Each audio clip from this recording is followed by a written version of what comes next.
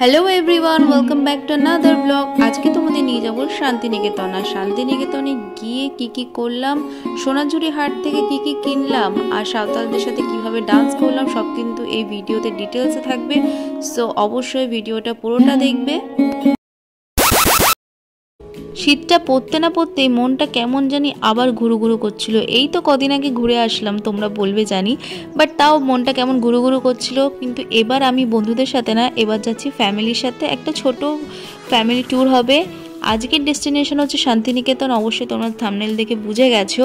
So আজকে যাচ্ছি শান্তিনিকেতন, আর আমাদের আজ সকালবেলা 6টার সময় ট্রেন, মানে বুঝতে পারছো কতটা তাড়াতাড়ি আমাদের উঠতে হয়েছে আর তাড়াতাড়ি দৌড়ে এখানে আসতে হয়েছে। আমরা এখন আছি হাওড়া স্টেশন, আর হাওড়া স্টেশন থেকে প্রায় কিন্তু অনেক কটাই ট্রেনই শান্তিনিকেতন যায়। তার মধ্যে অন্যতম হলো বন্দে ভারত, গণদেবতা, কুলিক, শান্তিনিকেতন এক্সপ্রেস ইত্যাদি ইত্যাদি। আজকে আমরা ট্রাভেল করছি গণদেবতাতে, যার টাইমিং ছিল সকাল 6টা 5। একদিন আগে অবধি ভোরবেলা জার্নির জন্য আমি ভীষণ এক্সাইটেড ছিলাম, বাট যখন রাত 3টায় উঠে রেডি হতে হলো, দেন এক্সাইটমেন্ট ব্রিংস টিয়ার্স। যাই হোক, এই সমস্ত ট্রেনগুলো ভাড়া কিন্তু 100 থেকে 175-এর মধ্যে হয়ে যায়, এক্সেপ্ট বন্দে ভারত, সেক্ষেত্রে টাকাটা একটু বেশি পড়ে যাবে। আমি বলবো যতটা পারবে ট্রেনের টিকিটটা সকালবেলা কাটবে, কারণ যত সকালবেলা তোমরা গিয়ে পৌঁছাবে তত ভালো হবে তোমাদের জন্য, কারণ একটা গোটা দিন তোমরা এক্সপ্লোর করতে পারবে। यार मैं इतना सुंदर क्यों हूं? पता नहीं ऐसा क्या है मेरे चेहरे में। ইনি হলেন আমাদের প্রত্যেকটা ফ্যামিলি ট্রিপের স্পন্সর, তাই জন্য একটু আলাদাভাবে পরিচয় করালাম, আমার দাদা। আর এখানে আমার মাসি তার বক্তব্যগুলো নিয়ে পুরোপুরি রেডি, আর যেগুলো আমি সাকসেসফুলি স্কিপ করে গেলাম। ট্রেনে উঠে তো প্রায় 1 ঘন্টা ঘুমিয়েই গেছিলাম। ঘুম থেকে উঠে তখন মনে করলো ওরে বাবা, ভিডিও করতে হবে তো। যাই হোক, এবার ইনফরমেশনটা দিই। বোলপুর স্টেশন পৌঁছাতে কিন্তু আমাদের প্রায় 2.5 ঘন্টা মতো লেগেছে। 6টার সময় আমাদের ট্রেন ছেড়েছে 6টা 5-এ, আর আমরা গিয়ে পৌঁছেছিলাম 8টা 45, প্রায় 2.5 ঘন্টার মতোই লেগেছে। এই হলো বোলপুর স্টেশন, বেশ সাজানো গোছানো। আমরা স্টেশনে নেমেই প্রথমে ভাবছিলাম কি করব, কারণ আজকে আমাদের প্ল্যান ছিল সাইট সিন যাওয়ার, প্লাস কঙ্কালীতলায় পুজো দেবার। তো ভাবলাম যে আগে কঙ্কালীতলায় পুজোটা দিয়ে নিই। আর যেহেতু আজকে শনিবার, তাই আজকে সোনাঝুরি হাটও বসবে।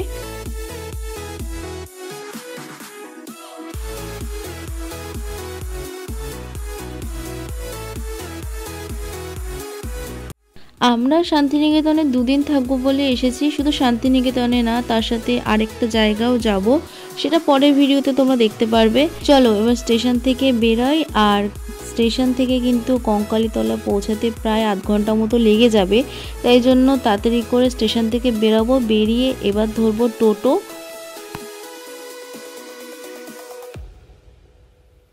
স্টেশন থেকে বেরিয়ে অনেক টোটো রয়েছে, ইভেন তোমরা গাড়িও পেয়ে যাবে। তোমরা যদি পুরো দিনটা ট্যুর করতে চাও, সাইট সিন করতে চাও, তো গাড়ি বুক করতে পারো বা টোটোতেও ঘুরতে পারো। আমরা টোটোই বুক করেছিলাম, আর সেক্ষেত্রে কিন্তু একটু হাঙ্গামা আছে, কারণ বুঝে শুনে বুক করবে। প্রথমেই কিন্তু ট্যুরিস্ট দেখেই অনেক টাকা চেয়ে বসবে। আমাদের প্রথমেই বলেছিল 1000 টাকা, তারপরে সেটা কমিয়ে 400 টাকা মতো করেছিলাম। ওখানে নিয়ে যাবে, প্লাস মন্দিরে পুজো দেবার পর আমাদের নিয়েও আসবে, যেটা ঠিকঠাকই ছিল আমার মতে। চলো এবার লাল মাটির রাস্তা ধরে চলতে থাকি।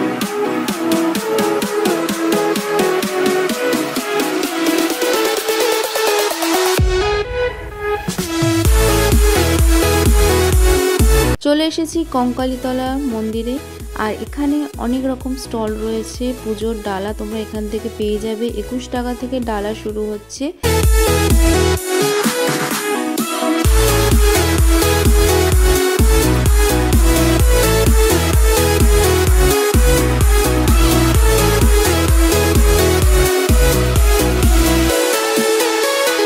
এখানে আমার মা আর মাসি ডালা নিয়ে পুরো রেডি। এবার আমরা যাচ্ছি পুজো দিতে। এই মন্দিরে প্রবেশ করলাম, বেশ অনেকটা জায়গা জুড়ে মন্দিরটা। আর এখানে লেখা আছে আই লাভ কঙ্কালীতলা, আর দেখতেই পাচ্ছ কতটা লাইন পড়ে গেছে এর মধ্যে। মন্দিরের ওপাশ থেকে গান বাজনার আওয়াজ শুনে আমি একটু এগিয়ে গেলাম। এগিয়ে গিয়ে দেখি সেই আদিবাসী নৃত্য, যেটা শান্তিনিকেতনের কিন্তু অন্যতম মূল আকর্ষণও বলতে পারো। চারিদিকে এই শান্ত পরিবেশ, আর তার সাথে বাউল সঙ্গীত, মাঝে মাঝে কানে ভেসে আসবে এই সাঁওতাল লোকনৃত্যগুলো। জাস্ট একটা আলাদা মন ভালো করার পরিবেশ।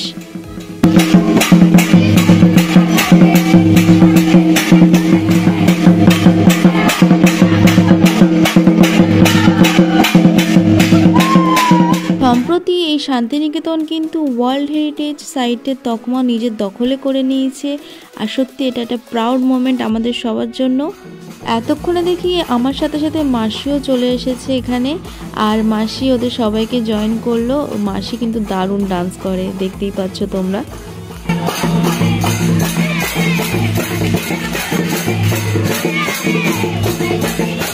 নাচ গানের পর এবার আমাদের সবার চোখ পড়লো এই স্টলসগুলোর উপর, আর এখানে দেখতে পাচ্ছ অনেক রকমের জিনিস বিক্রি হচ্ছে। একতারা থেকে শুরু করে কবিগুরুর ছবি, তার সাথে পার্স, কানের দুল থেকে শুরু করে সবই এখানে রয়েছে। ভেবেছিলাম কিনবো না, বাট টুকটাক কিনেই ফেলেছি, যেরকমটা হয়ে থাকে আর কি। সো এর মধ্যে লাইনটা অনেকটা এগিয়ে এসেছে, আর তারপরে আমরা শান্তিপূর্ণভাবে পুজো দিতে পেরেছি। কথিত আছে এটি সতীর 51 পীঠের মধ্যে শেষতম পীঠ। এখানে মা সতীর কোটি দেশ অথবা কোমরের অস্থি পড়েছিল বলে এটির নাম কঙ্কালীতলা। প্রতি বছর চৈত্র সংক্রান্তিতে দেবীর বাৎসরিক পুজো অনুষ্ঠিত হয়, তখন অনেক ভক্তের সমাগম হয়। ভক্তরা মনে করে এই পবিত্র জল মাথায় ছোঁয়ালে অনেক দুরারোগ্য ব্যাধি থেকে মুক্তি পাওয়া যায়।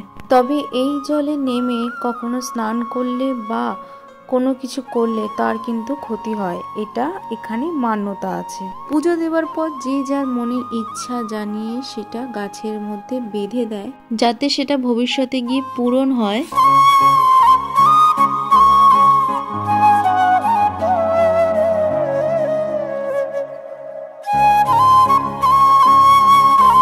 এখানে প্রতিদিন মায়ের ভোগ রান্না করা হয়। এবার আমরা যাচ্ছি কোপাই নদীর দিকে, আর কোপাই নদীটা কিন্তু খুব ছোট একটা নদী।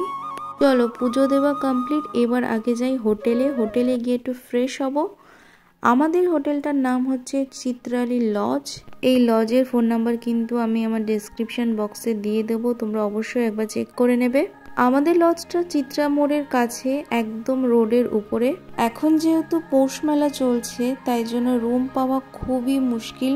সো অনেক দিন আগে থেকে রুমটা বুক করে নিও, আর হোটেলটা অবশ্যই বুক করেই এসো তোমরা, নাহলে কিন্তু এসে বড্ড প্রবলেমে পড়ে যাবে। আমরা বুক করেছিলাম টোটাল 2টো রুম, একটা ডাবল বেডের আর একটা সিঙ্গেল বেড, মানে একটাতে 4 জন থাকতে পারবে, একটাতে 2 জন থাকতে পারবে। So double bed with AC নিয়েছিল আমাদের 2500 টাকা, আর সিঙ্গেল বেডের ভাড়া নিয়েছিল 2100 টাকা। 2টো রুমই কিন্তু আমাদের একদম পয় পরিষ্কার, বাথরুম থেকে শুরু করে বেডশিট অবধি সবই পয় পরিষ্কার ছিল।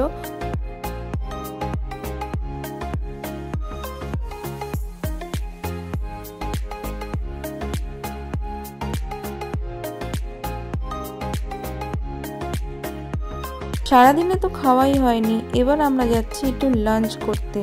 লাঞ্চ করার জন্য একটুখানি চিত্রামোড় থেকে এগিয়ে আসতে হলো। আমাদের হোটেলের একজন আমাদের সাজেস্ট করলো এই কৃষ্ণা হোটেলে খাওয়ার জন্য। সো এখানে ঢুকেই আগে আমরা সবাই খাবার অর্ডার দিয়েছিলাম। আমি দিয়েছিলাম একটা চিকেন থালি, যেটার প্রাইস নিয়েছিল 150 টাকা, আর এর মধ্যে ছিল ভাত, ডাল, আলু পোস্ত, আলু ভাজা, পাঁপড় ভাজা, আর তো চিকেন ছিলই। ভেজ থালিতে চিকেন বাদ বাকি সব কটা আইটেমই পেয়ে যাবে, যেগুলোর প্রাইস পড়বে 100 টাকা। খাওয়া সেরে রুমে এসে একটু রেস্ট নিয়ে আবার বেরিয়ে পড়লাম সোনাঝুরি হাটের উদ্দেশ্যে। সোনাঝুরি হাটে আসতে গেলে একটু সকাল সকালই আসবে কিন্তু তোমরা। আমাদের আসতে একটু লেট হয়ে গেছিলো, যার ফলে রাস্তাঘাটের অবস্থা ভীষণ খারাপ ছিল, রাস্তায় প্রচুর জ্যাম ছিল। ওই জ্যাম ঠেলেই এখানে এসে পৌঁছালাম। আরেকটা যেটা সমস্যা সোনাঝুরি হাটের, যে সন্ধ্যের পর এখানে কোনো লাইটের ব্যবস্থা নেই। সো যতটা পারবে সকাল সকাল আসার চেষ্টা করবে, কারণ সন্ধ্যের পর তো হাট আর থাকে না, বন্ধ হয়ে যায় সব কিছু।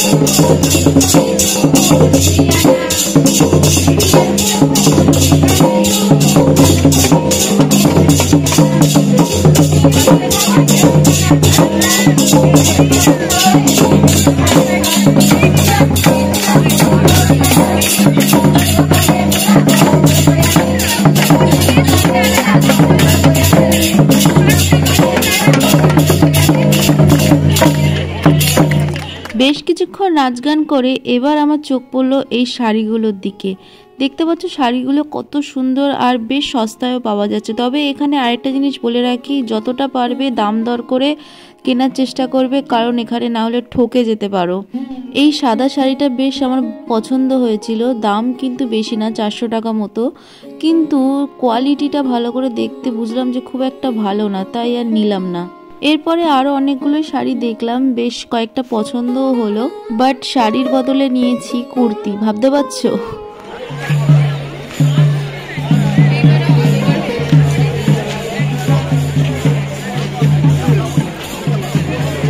বল কেমন শপিং করলি? অনেক বেশি শপিং হয়ে গেছে আমাদের, কিছু কিনবো না করে অনেক বেশি কিছু কিনে ফেলেছি। বেশ কয়েকটা জুয়েলারি আর কয়েকটা কুর্তি কিনে আমরা তো রেডি। এবার মেলাতে দেখতে পাচ্ছ কিরকম অন্ধকার হয়ে গেছে, সন্ধ্যের পর বলেছিলাম লাইটের কোনো ব্যবস্থা নেই, সো পুরোপুরি অন্ধকার। এইবার আমরা একটা টোটো ধরে চলে আসলাম আমাদের লজের সামনে। হোটেলের সামনে তো চলে এসেছি, এবার একটু চা খাবো, কারণ ভীষণ ঠান্ডা লাগছে আমার। আর শান্তিনিকেতনে আসবো, শাড়ি পরবো না এমন তো হয় না, তো তাই জন্য আজকে শাড়িটা পরেছি আর তার ভীষণ ঠান্ডা লাগছিলো, তো ভাবলাম এবার একটু চাটা খেয়ে নিই, তারপরে গিয়ে আমাদের রুমে যাব, কারণ আজকে আর সেরকম কোনো প্ল্যান নেই, আজকের দিনটা এখানেই শেষ করব। কালকে আমরা যাব একটু তারাপীঠ, আর তারপরে ওখান থেকে সাইট সিন করবো। কালকে আবার পৌষ মেলাও আছে, সেখানেও যাব। আর কত বড় পাগল আমি, ঠান্ডা লাগছে তাও কিন্তু চা খাবো বলে বেরিয়ে এসেও চা খেলাম না, খেলাম আইসক্রিম শেক, কারণ আমার বোন খাবে আর আমারও ভীষণ ফেভারিট, তো ওটাই খেলাম। তারপর রাতে ডিনারে ছিল রুটি আলুর দম। আর আশা করি তোমাদের ভিডিওটা ভালো লাগবে। ভিডিওটা ভালো লাগলে অবশ্যই like, comment, share and subscribe করে তবেই যাবে। ওকে, চলো নেক্সট পার্টে দেখা হচ্ছে।